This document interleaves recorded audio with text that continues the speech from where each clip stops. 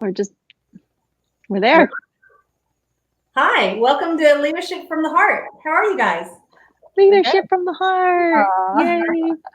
This is what you have to do. Okay, I'm very excited about today, but I also have to say I'm a little nervous, and you'll understand why later, especially because somebody just disclosed they have notes that they took for our conversation.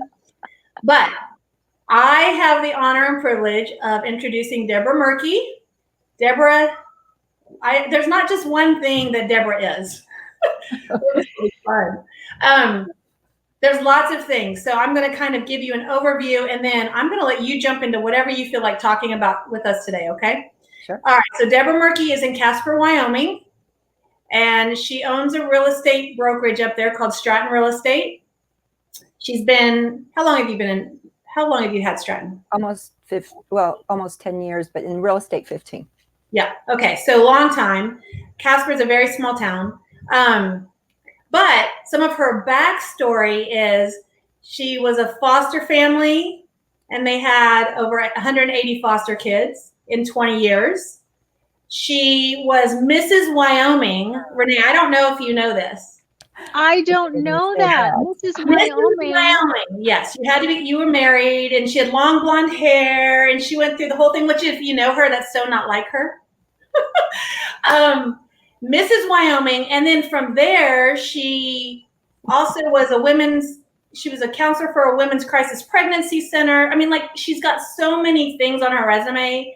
But then Mrs. Wyoming goes and works in one of the toughest prison systems in the nation as a prison guard. Like, her story is pretty amazing. And so, and then from their foster family, she's written a book. She's always been a writer. She's an amazing author, and we've always told her to publish her books, but she finally did. And so she is now a published author of Murder, Motherhood, and Miraculous Grace. So I want you to talk about that. But her greatest accomplishment, okay? Here it comes. Her greatest accomplishment of all times is that she gets to be my mom. Oh, welcome, Debra. That was the most epic intro ever. Yeah. Hi, Mom. And Jill says, hi, your favorite daughter, Jill, is watching. So I saw that. Yes. Hi, Jill. So I'm super excited you're on here. I will say I'm a little nervous. You promised you'd be on your best behavior. But I also know you, and probably behind your back, you have your fingers crossed. Oh, she's so funny. Welcome to our show. Well, thank you. And, you are, of course, my most humble daughter of all of our children. Yeah. I'm your favorite oldest. And the favorite oldest. Yep. You are my favorite oldest. She is Elizabeth's the oldest of 6. So she was my guinea pig. And, you didn't turn out too bad, really. I'm kind of impressed. Good job, Mama. Yeah. No, you're great. Tell us. So I'm kind of joking, sort of, but I mean, you do have an amazing background, and it's funny because when people meet me and they are like, how do you do all these things? And you're Wonder Woman, and I'm like, no, I'm not. But maybe, and I'm always so busy, and I say I thrive in chaos, and I think I learned that from you. You did. But in all seriousness, you have an amazing background. You have an amazing story. You're a gifted teacher. You're a gifted speaker, gifted counselor. But tell us in your words what you would like us to know about your background and who you are. Oh, about my background and who I am. Well, I guess I'm still trying to figure out what I want to be when I grow up. So that's probably, kind of difficult to even focus in one area. To me, life is a candy store, and it's just, I just want to try a little bit of everything.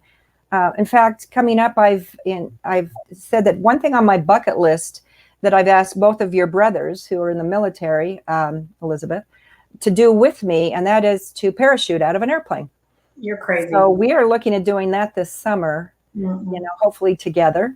And so there's just exciting things in life to do. But I think one of the most exciting things in life really are people, just dealing with people. People are challenging, I think, as we all know, but people cause us to grow. And I think of all of the years of having foster children, I really learned a lot about not only them, but about myself and parenting. And there's a lot of challenges that go into that. Not to say there weren't challenges in raising my eldest favorite daughter either, but there were also challenges with children that are really coming from rough backgrounds and from situations that they just really have no clue what discipline and love and affection and guidance look like. So that was one area and period of time that I think I grew a lot and I learned a lot. And there's negatives and there's positives in foster parenting, and I think we experienced them all. And but it's not something you know until you get into it. You just don't know until you really get into it. We didn't have anyone that really gave us counsel or a heads up on what that was all going to look like and how to do it, way back when. There's probably better training now. But so the book that I wrote recently was from a very tough situation out of that foster parenting. But I also shared in the book some of the really positive things, and wanted to really encourage other people. And so I've always wanted to, as far as moving forward in any kind of leadership, whether I'm speaking at a women's retreat or when I was the director of the crisis center, I not only had to train our own center, but I went to some other states. They asked me to come and train their center as well. And so I love teaching, I love training. But I think if somebody were to ask me really what is my, how would I sum up what kind of a leader I want to be and what do I look for? What quality do I look for in other leaders? Where my heart's at is being a servant leader. There are people who they want to lead, but they want to lead with, a tough fist, and they want to lead because they want power or they want recognition. And I really think that a good leader is a servant leader. And I believe that what it is that purpose of that servant leader is to help train other people to be servant leaders, not just leave it to yourself and isolate yourself. So that's been really exciting to me that I've, through many years, have been able to go into situations and be a trainer for other people. And just like as I'm so excited when my daughter achieves all the incredible things that she achieves because she's so smart and just incredible. And she knows, I think she's incredible because she is. You're right. But I agree. Yeah. And I think a lot of people agree on that. But I think it gives us all joy when we are a person either in training or mentoring or teaching someone else or leading or guiding or however we do it. And we see them being successful because of our investment in them. That's what I really get excited about. So, it's funny, I know so many things, and I'm starting, even just with what you said, I'm starting to kind of see, and as I've grown older and I have kids and, all these different things, one of the things that really stands out to me, what was the prison in Arizona? It's a famous prison that you were a prison guard in. Well, it was really a county jail, and it was under Joe Arpaio.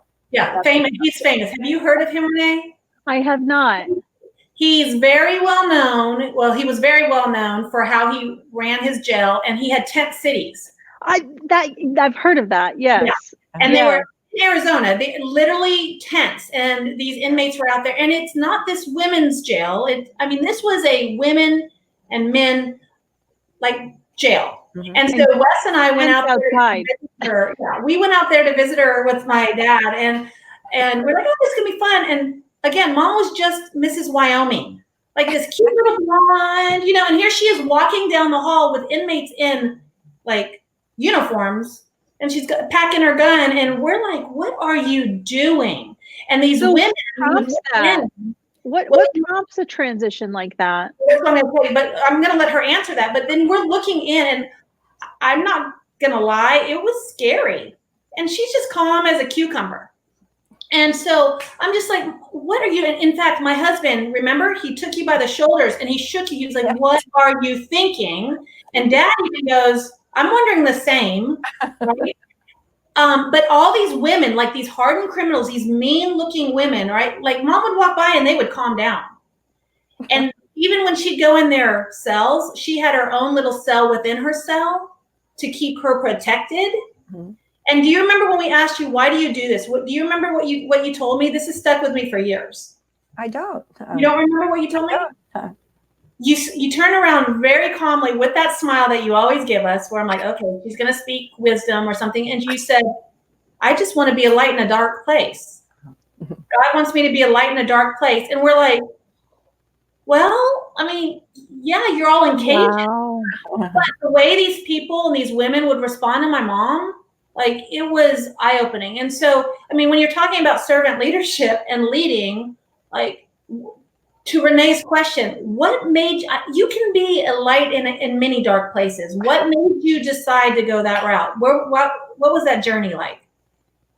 Well, to be honest with you, I hadn't thought about it in years prior. You know, for many years I was a foster parent and then the director of this crisis center. And then I became a local jail chaplain. And then I was asked to speak at our women's prison in Wyoming twice a year with a Christian organization. And so I just obviously began to see that there's this thread, you know, through everything that I seem to be drawn to. The foster children I had in my home, many of them were in jail or prison. There was women that came to the crisis center who, you know, were in abusive relationships or situations, and maybe they had a spouse or a boyfriend that were in prison. Some of these women would end up in the local jail, and I would go and visit them as a jail chaplain. And so when we moved to Arizona and transferred there with Dad's job, I was actually going back to college because I wanted to be a prison chaplain, and I needed to have further education in order to be a prison chaplain. And so while I was in the class, and it was at on Luke Air Force Base, Wayland Baptist University, on that Air Force Base, everybody that took classes on there were either law enforcement or military. So I was one of the very few. It's just because I lived by there and I was allowed to go in. So I met some people that were in the law enforcement.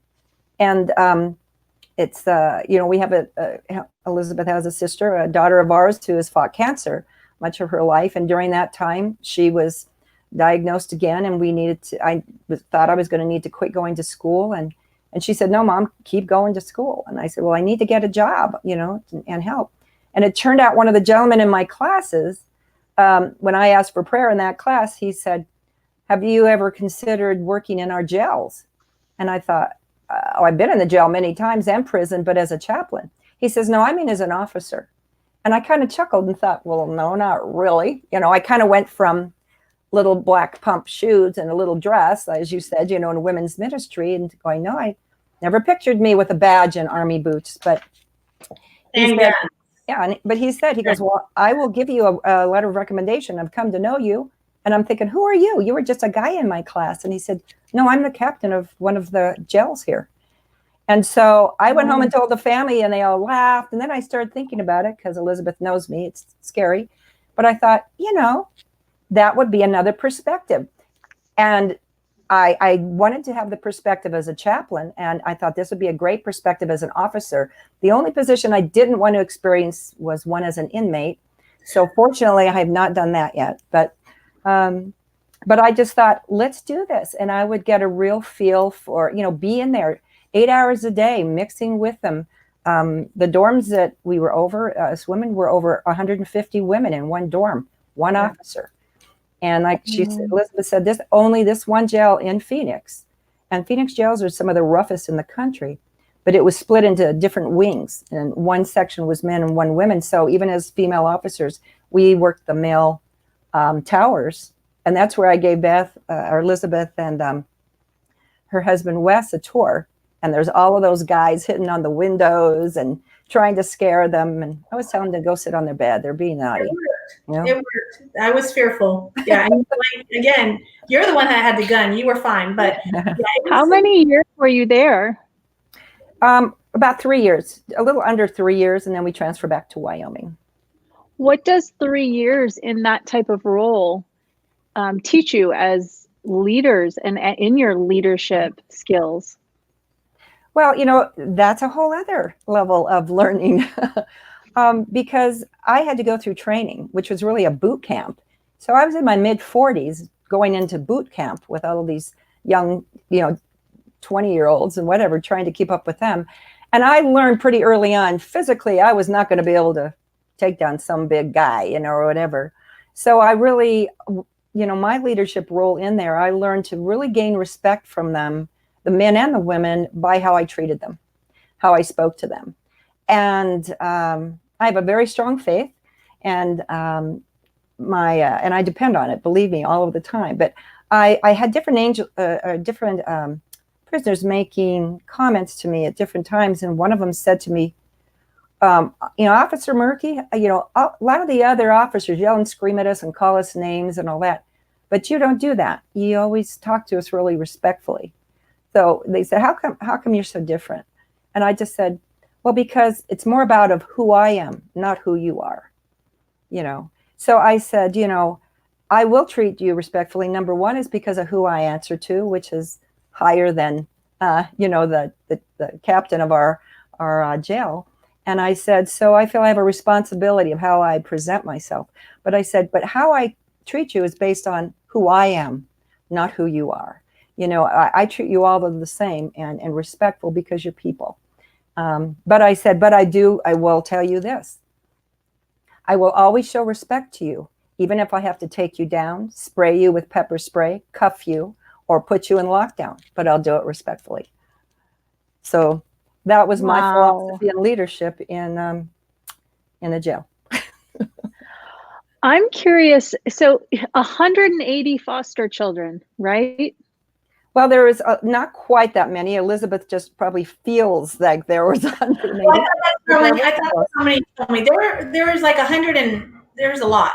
There was a lot. There was close to that. Yeah, there were. And we took them from all different situations. Can you bring us back to the first foster child and what that decision looked like in your family? The first foster child was, which is very interesting, was a little boy, if you remember Elizabeth, and he was from an Indian reservation here, actually. And his name was Gentry, and we thought his first name was Gentry, and it was his last name, and he never corrected us, so we always called him by his last name. That's right. But that's right, Elizabeth, and you remember that.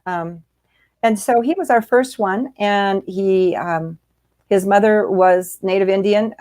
Birth father, I believe, was not. So that was very interesting to us because he was a very sweet little boy. But we had to deal with not only social services, but we had to deal with the Indian nation, and they have their own rules and government and everything. And so that was a very interesting first time out of the gate, with the child. But we've had children that, and then Elizabeth would take the little ones, the babies, under her wing, as always. I've got to tell that story. And because this is part of Elizabeth's character. This little baby came to us. His name was Larry. She did not think that he looked like a Larry, Who names their baby Larry? I know, that's what she said. So she decided to rename him Sloan. How old were you, Elizabeth? How old was she?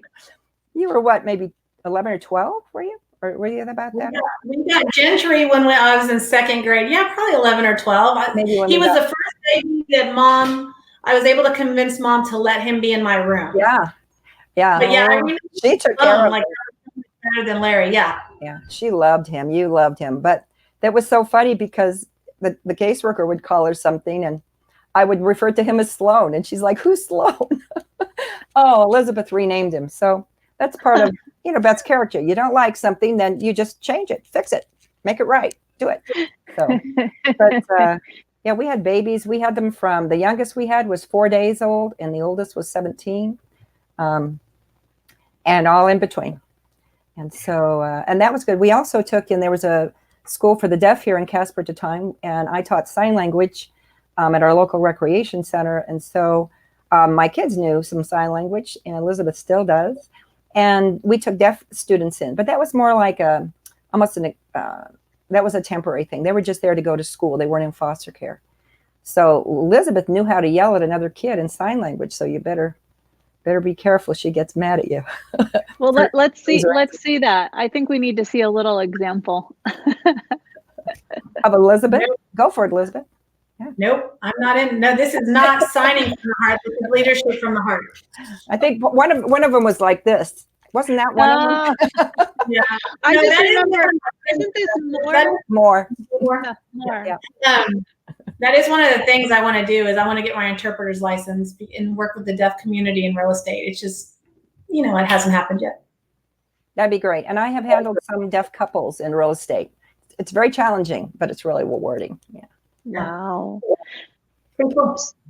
Okay, I have a question for both of you. I'd like you both to answer. Okay. This is not about I'm not on the hot seat.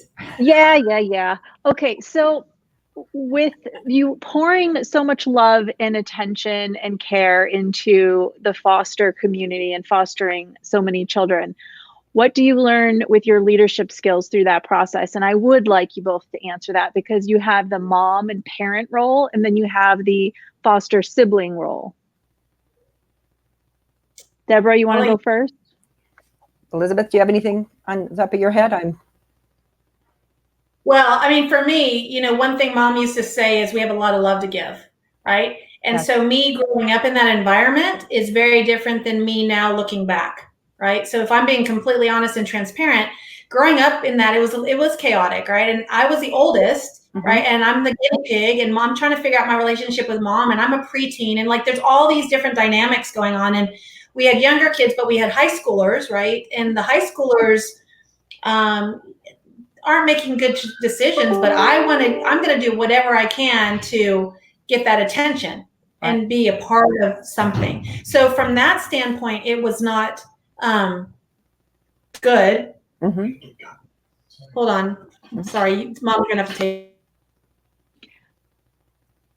Okay, so Mom, Debra, Yes. talk to us about your journey and what you learned with leadership. I mean, I would say what stands in my mind is you must have the patience of a saint. Like you need patience and so much love. You need a lot of patience, and I think it's one thing that it's tested all of the time. I think that looking back now, being a foster parent, one of the big reasons for doing that, my husband and I talked, and we did say, we have love. We don't have a lot. We're kind of modest, economically, as far as our economics, we're a modest family, but we have a lot of love, and we have a home. And we just saw that these children in our community, some of them were just in really horrible situations, and we thought that we could step in and help. So the pros and cons of that, as far as in the leadership, in one sense, we're trying to help these children. In the other sense, trying to teach my own children to think about other people, to care about other people, and to be concerned about them. And that's a really tough balance, because you're trying to teach your children to care about others, to serve others. And yet in the meantime too, they need their mom at times. They want her attention, my attention. And so it's a really tough balance, because you try to do both and show your kids and remind them. So I always tried to make sure, if there was a birthday, a celebration, a something, a dance, or whatever, that would make the biggest fuss again about my own children, always wanting to put them first. But that doesn't mean that in that situation, they always feel that way. Yeah. And so it's definitely, it's really tough. And I think you'll find that in any family that is fostering children, or even exchange student situations. You bring another person in, and in some cases, the other children, your own children, love it. One of my sons said he always liked it. He always had a kid to play with, closer to his age, or maybe a boy, because his brother was 10 years older than him. So there were a lot of pluses. We have funny stories. We also have family stories that we promise not to ever tell, but we have some really good memories. And yet we also have some bad ones. We have some sad ones. And so as far as with leadership in that, I think trying to teach my children just that going through life and working through good and bad, and working through who are you serving? What is your purpose?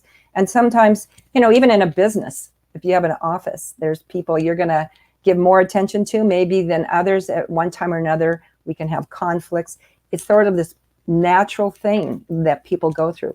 So leading, especially leading a group of people, whether it's your children in a family, or you're in a business, or you're in an organization or a church function, whatever it is, it's challenging, because you're dealing with all these different personalities, perspectives, maybe age groups, emotions, backgrounds.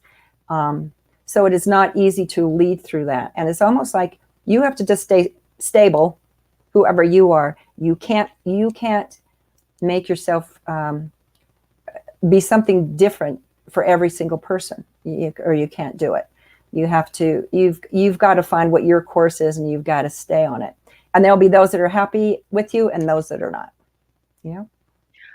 Well, maintaining that confidence too, one of the things that Elizabeth and I have talked a lot about, even over the last 60, 70 days specifically, is how we first even started Leadership from the Heart out of a conversation talking about our own apprehension on how to be a leader during this time that we've experienced. Of course, no one in 100 years has been faced with something like this.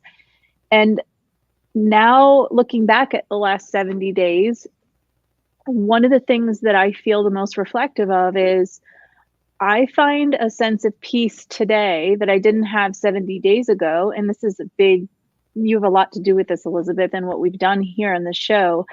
What comes to mind is confidence. And it's finding confidence without having to know all the answers. But 70 days ago, inside, I was so nervous because I didn't have all the answers. And so now I think we've both kind of find this place where it's okay to not have all the answers. We can still navigate with confidence. Are you feeling that, Elizabeth? Yeah, I was talking to somebody just today about that because I noticed something she wrote on Facebook and I could tell she was having a hard time. And I just picked up the phone. She's like, hey, what's going on? What do you need? I was like, I don't need anything. I'm calling to see what you need. Mm-hmm. And she said, I'm just really, because there's a lot of unknowns still, and she's a teacher and she's they only have one child. And so their challenges are very different than what I'm experiencing, right? And so I just encouraged her to stay connected, reach out. I mean, we're all a community, but I think some people forget that and they isolate. And you and I have been very fortunate because we did accidentally fall into this role, but you and I talk all the time, right? I talk to my tribe all the time. I encourage them to stay connected because that's really what's making the difference for me as opposed to what the alternative could be. Right.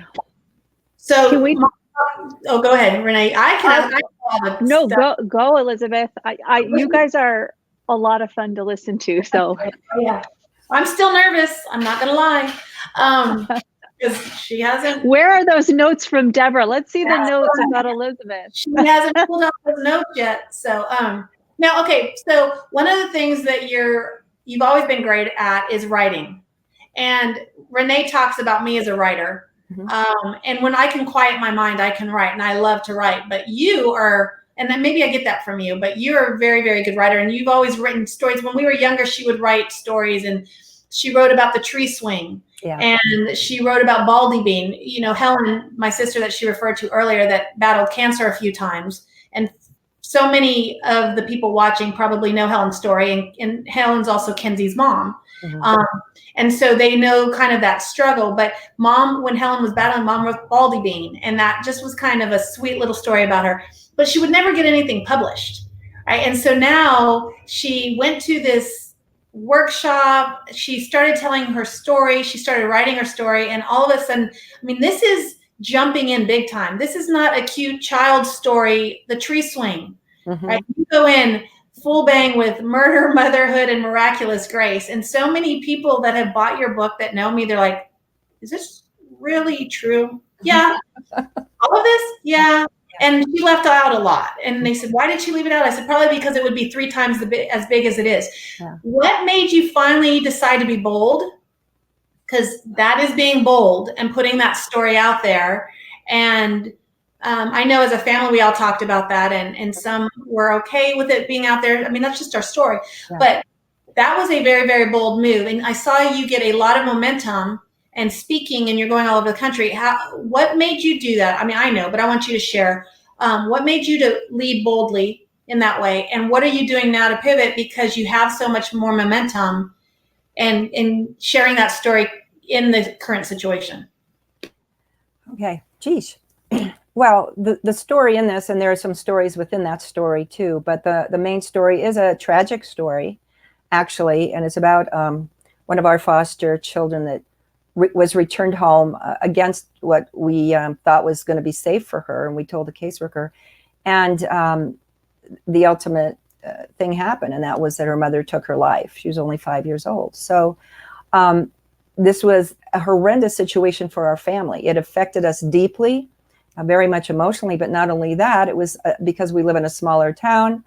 I was dragged in, to different things, court situations, and even with the birth mother of that child going to prison because I had access to the jails in prison. She wanted me to visit. I mean, there were a lot of emotional things that went on, a lot of decision making.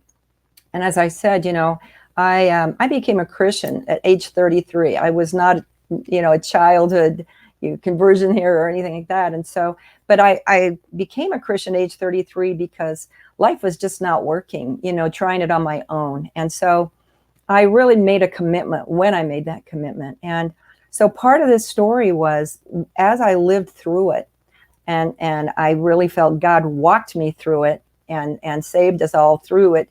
But then when we started getting, years out, 10, 15 years out, whatever, I really felt God was just putting a pressure on me, just saying I needed to share this story. It is a story of grace, and that's something we all need. We can all look back and say, we made mistakes, and many of our mistakes we made when we were just naive, or we weren't experienced, or we just didn't know. And so we need to show each other grace.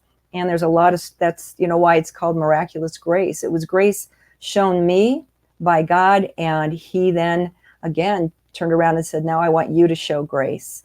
And so that I couldn't say it was just a prompting. I felt it was a pressure that I finally realized I have to write this. But again, like Elizabeth said, I wrote my kids' children's stories to read to them at night. And we had a lot of fun with those stories. But to write a memoir of this horrendous situation, I had no clue where to begin. So the first thing was I went to a conference and shared the story with an editor there and writer, mostly for direction. Like, where do I begin? How do I do this? She was so taken back by the story that she, the next morning, she found me at the conference and said, and it was a Christian conference. She said she'd been praying about it, and she said, I have never, ever offered this to anybody at any conferences I've ever gone to. But she said, I would love to come alongside of you and help you do this. And she's the one, all the doors started opening. I got a top national agent. I got a top national publishing company. And it was just the doors open. So it was one of those things that, like Elizabeth says boldly, there are things that when I really feel God's calling me out to do, and it doesn't mean that I leave everybody happy with me, but I have a strong conviction that if that's what I am to do, that's what I am to do. Because I have a firm belief that I answer to somebody even higher than my children. As much as I love my children, they have their own lives to live.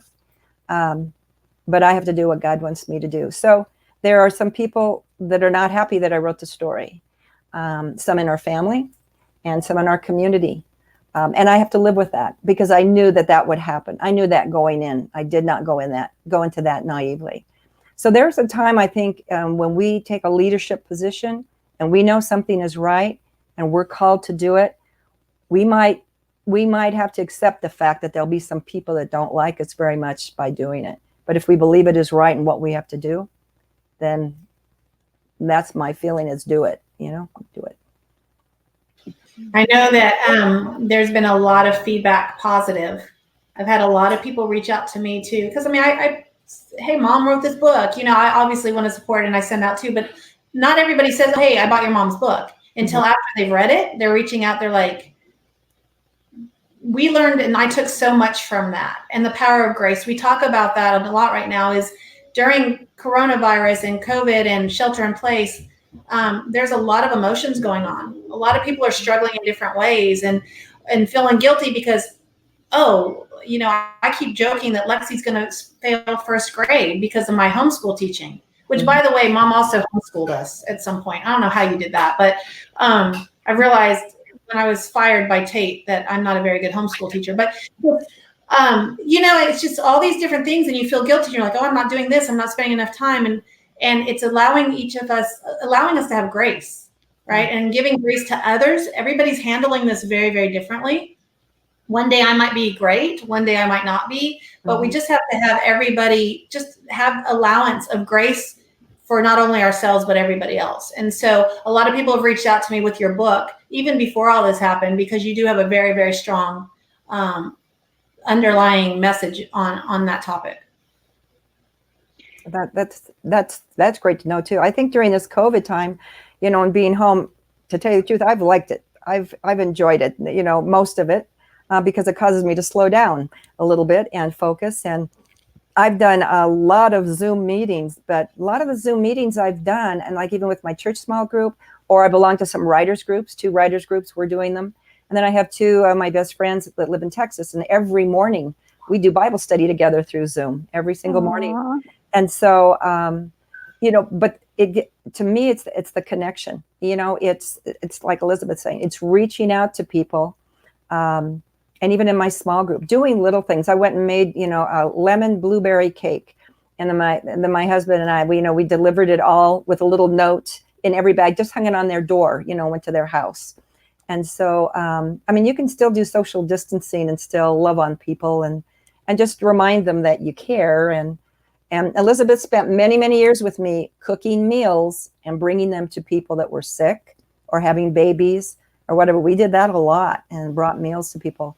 There's simple things that we can do to reach out and just to tell people that, we care and that you're going to be okay. And Elizabeth does that a lot. Elizabeth does that a lot. Mm-hmm. Oh my goodness.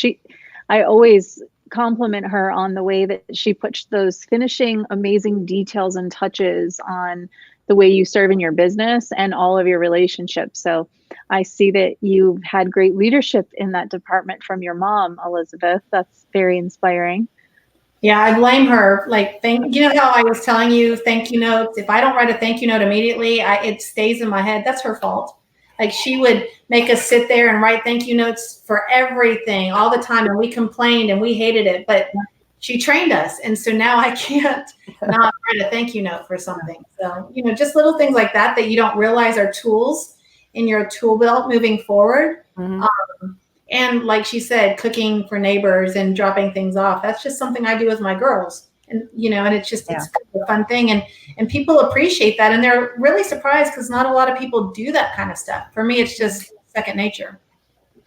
I'm curious, Debra, you are so accomplished in so many ways, the way you've raised an amazing family, all of the wonderful things you have done. And now you're focused on a real estate business that you own. What have you learned with your whole journey put together? How does that then help you navigate as a real estate agent and broker of a brokerage? Well, I am part owner with another one of our agents. Years ago, we bought the company. And so he is actually our managing broker. But I come alongside of him. We make the decisions together and all that. And so he, I think what has helped in at least our real estate company, when we first purchased it, here I had been a director of a crisis center, and he had come out of car dealerships for years. And so when we both purchased the company and we sat down and said how we want to move forward, we had the majority of the women, or the majority of the people, agents in our office were women. We think we had 2. Anyway, so he did not really know how to deal with the women. He say, they come in my office and they cry. What do I do with them when they cry? He says, I'm not used to it. So he'd come across gruff. Then he would hurt their feelings, and all of this. And so I said, this is where you and I really have to partner in our strength. And I said, first of all, you're dealing with women. He goes, well, yeah, but I've been in management for 20 years before this. I said, and who did you deal with? Who were most of your salespeople? Okay, guys, So, I think that part of leadership too, and being successful, at least in our brokerage, was, and Ken and I have done this now for about 7-8 years together, but we really had to take the first few years to figure each other out. If you're going to partner with somebody and you want to lead together, you can't all lead from the same place and in the same ways, So we have kind of a split leadership. There's times when there's something that's sensitive needs to be shared with our agents. he and I will have the meeting, and then he goes, okay, now you tell him. So, he just says, you can talk to them better. But he is the business brain, of our company. He handles that. So I really think that in leadership, it's really learning. You've got to learn about yourself and learn what are your strengths and weaknesses. And then if you want to be a strong leader, if you want to really incorporate something that's for the benefit of many, many people, I believe that you need to bring on those other people, either for counsel, or partnership or whatever, but maybe have the strengths that you don't have. And then you have to really, going back to grace, you have to show each other the grace to allow each other to blossom and flourish in your strength. Because there's just, to me, there's no room for jealousy in business. You're not going to be successful if you're going to try to manage together or partner together. You just can't do that. You can't be in competition with each other. You have to be in literally partnership to lead. And I think that's one of the things I've really learned with my brokerage. Yeah. But I did want to share one thing, if I may. Yes, of course. No, because I saw you look. Yes. Are we? Is this under the column of Elizabeth notes? It is. It is. No, I just, I was. That's all I'm going to say. Paybacks. I was looking at my daughter. I was thinking, making some notes too, of just her qualities and different things that I saw. That she's just, I think, good at investing in people and investing. I think she's a good investor in different ways. I think that she was called to real estate at a very young age, which I'll share with you in a moment. Also, she's very creative, and she definitely is service-minded. And so I'm really proud of her for all of those qualities. I think God gave her a lot of them, but she uses them, really well. And I'm really proud of her. But I think that I knew there was a but. Well, the one thing was, and she'll probably want to stop me as I go, but I just thought it was the funniest thing. We had a rule in our house that if you weren't home, for dinner, when dinner time was on, then you might just miss dinner. And so dinner time was on, and it was starting to get dark and whatever. And Elizabeth did not get home. And finally, after dark, she ended up wandering home, and she was pretty shaken. And I asked her what was wrong. And let's see if I have this story right. But she said that she and her friend decided that they could venture out and live on their own. Yeah. And so they got some things from food from each house, and they went out into the prairie. Remember, I live in Wyoming. Mm-hmm. And what they found was a big foxhole. And they brought their food and I think maybe a little blanket or a jacket, and they were going to go live in this foxhole. And that was going to be their new home until it got dark out in the prairie. They realized that they were raw potatoes. That's right. And she decided to wander home, come back home, and decided that, she was probably too young for real estate, and that was certainly not a home that she was really interested in staying, sheltering in place for very long. Mm-hmm. So she came home, but she was very adventurous, and she still is, and very, very creative. And as an investor, I think she invests wisely. She, as a young girl, about 11, maybe 12, saved all her babysitting money and invested in like these exotic fish. And so she had an aquarium in her bedroom, and she saved all her money, all her allowance and her babysitting money, and bought these exotic fish she was so proud of, and nobody was to touch her beautiful fish. So she went off to church camp one week, and asked me to feed her fish and take care of them. And all the kids went off to camp, of course, except at the time, our youngest son, who was about 3 at the time, about 3. Anyway, what he decided to do one day, unbeknownst to me, was he decided to get his other sister's little ceramic tea party set and lined them up, all the cups and saucers along the aquarium, and get the scoop, and took one fish at a time out and put them in the cups with no water, mm-hmm. and didn't tell me, and then left them. I guess it was a fish tea party until we found them, and Elizabeth came home from camp and went for her brother's throat, who killed every one of her exotic fish. But I always thought that was really ingenious for as young as she was, for her to save all of her money to buy these exotic fish.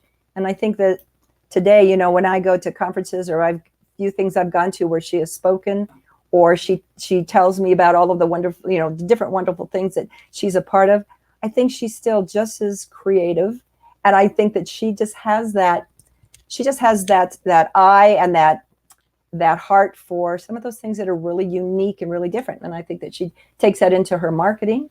But I would just definitely tell her to avoid buying any exotic fish anymore. But I see her. I think that was like 30 years ago with the fish, and I think I've just now forgiven my brother for that. You know what I just thought of is when Debra's sharing the story of you going to the foxhole to live in. Yeah. Don't I seem to remember a video on Facebook not so long ago with Lexi, who was going to move out? Oh, Yeah. Sound familiar? Yeah. Okay. Generational. Mom tells me all the time. She reminds Lexi reminds her of me, and I'm very nervous. Yes, very much so. Lexi's a firecracker, and that was one of the funniest videos ever. I'm moving out. I'm moving out, and then she looks. Oh, it's dark. I'm moving out tomorrow, and goes downstairs. I love that too. It was great. Yeah. So, Mom. Yeah. It's funny because you talk about me being creative, and I do not see me as a creative type. And Jill, Jill, yes. Lee Knight talks about me being creative all the time, and she's had me see creativity in a different light.